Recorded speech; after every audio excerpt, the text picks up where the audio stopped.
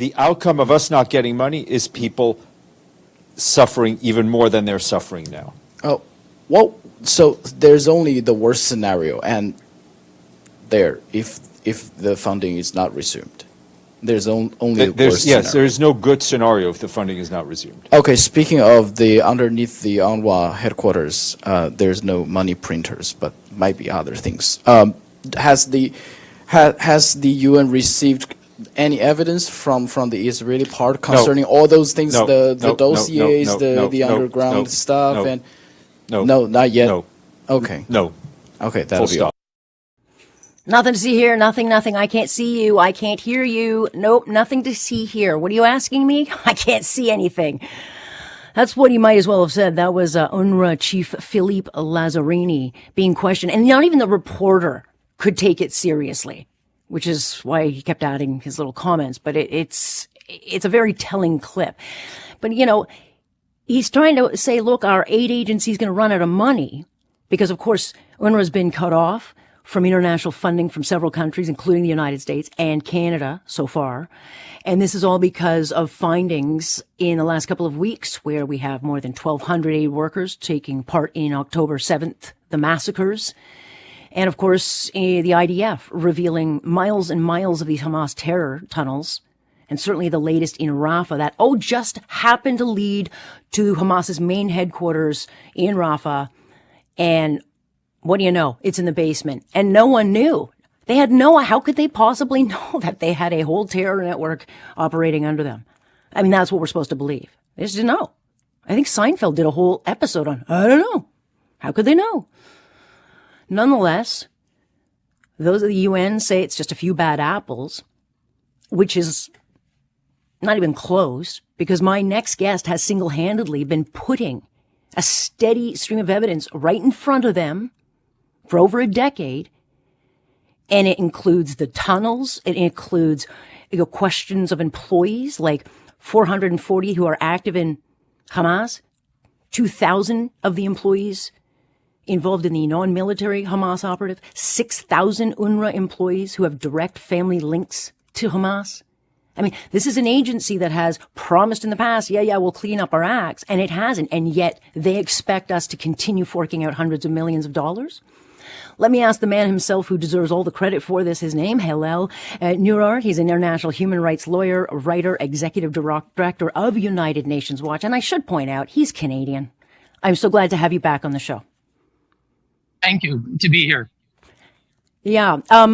I want to talk about, the Deny Friday. You had Secretary General Guterres announcing he was horrified to learn that members of UNRWA staff were implicated in terrorism, but this can't possibly come as a surprise. When did you start putting your evidence in front of the United Nations body and UNRWA?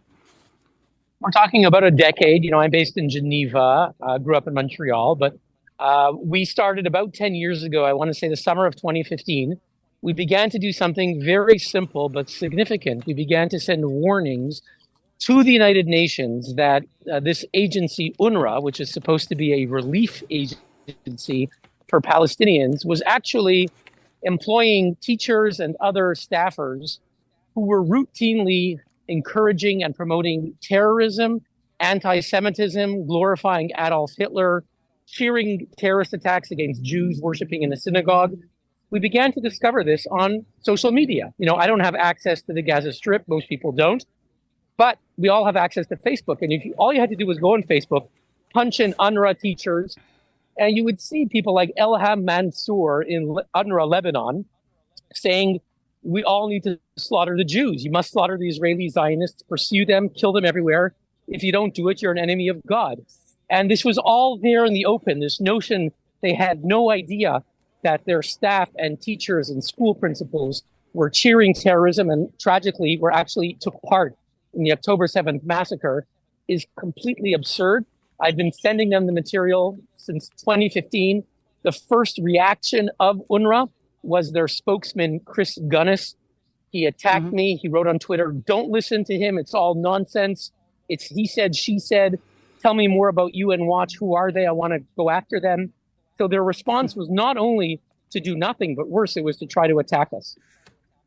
Right. And they've tried to discredit you for many, many years. And maybe because of that, and I think because so many people revere the United Nations, that it is the beacon of all hope in that, and which I think a lot of people don't realize how much it has lost its way. But you have gotten a lot of pushback. You've been discredited.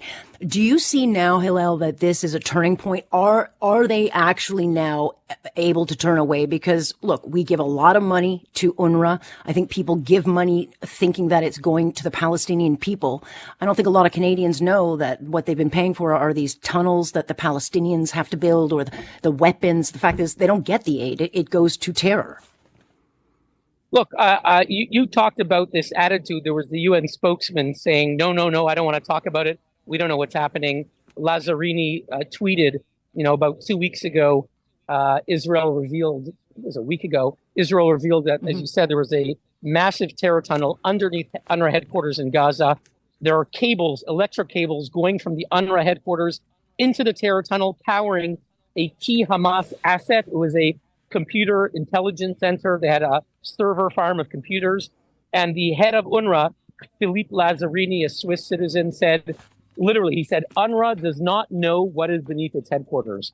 Really? If you don't, resign. But of course, it's ridiculous. 10 years ago, according to the Wall Street Journal, UNRWA employees in the headquarters began to notice the parking lot was sinking, right? Does that often happen when you're in Queen's Park and you're looking and the whole thing is sinking? Nobody notices, right? They knew exactly what was going on. The only construction project in Gaza was building hundreds of miles of terror tunnels. Everybody knew about it. They heard it. Their family members were involved in the digging. So this is ridiculous.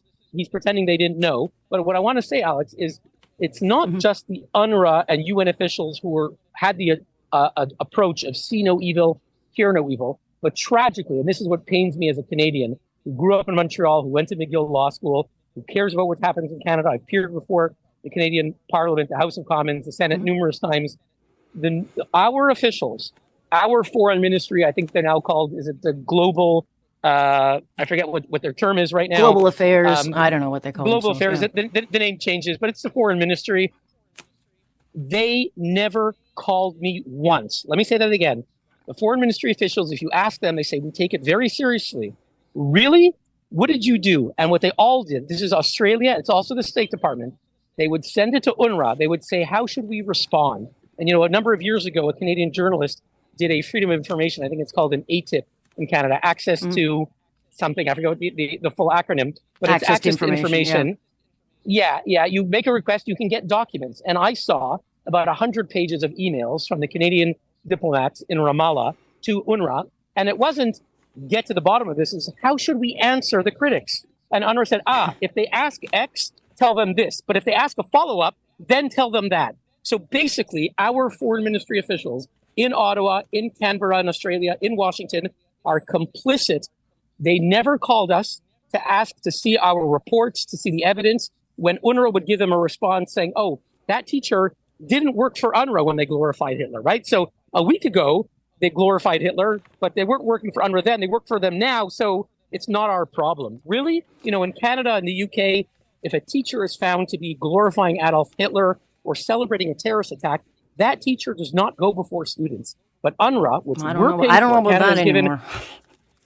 I hope you're right, but these days I don't know. Yeah, I hope I take your point. I hope I'm right. It's true. I don't know what's happened, but in UNRWA, the foreign ministry from Ottawa never called us once. 2017, I went to Ottawa, press conference, wrote a 200-page report. I sent it to Prime Minister Trudeau. His office never contacted me. No one in the foreign ministry contacted me.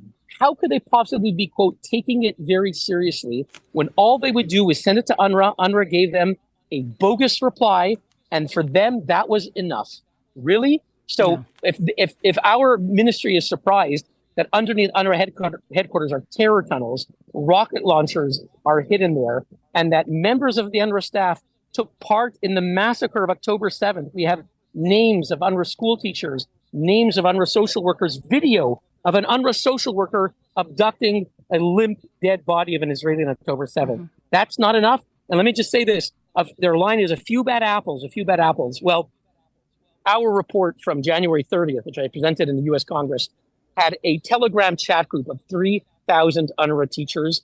They were celebrating what happened on October 7th. not a single teacher of UNRWA, not in the Telegram group, nor in 10 years of the Facebook posts that we've been watching, never once did an UNRWA teacher say, Ahmed, I'm shocked at what you wrote. This isn't like you. You know, you must be really a rotten apple, because we wouldn't celebrate a terrorist attack. We wouldn't glorify Hitler. On the contrary, as we've documented in the video I put up a couple of days ago on my Twitter account, on the contrary, numerous of their friends liked and endorsed it, and these friends were other UNRWA teachers.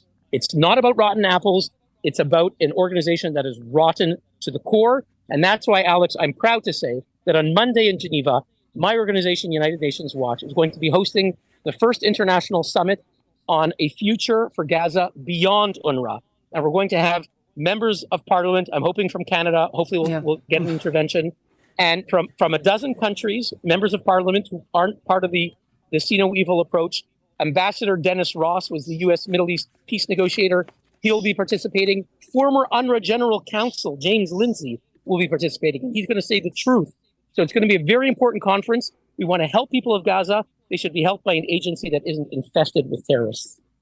Yeah, and we'll keep an eye on that. And just, we're talking to Hillel Neuer, if you're just joining the program. And I just want to ask you, because we do give a lot. In 2019 through to 2023, we committed 90 million in support for UNRWA. United States, which has permanently, to my understanding, stopped, funding of this, is 422 million just for the year of 2023. And that money then, in turn, goes to terror.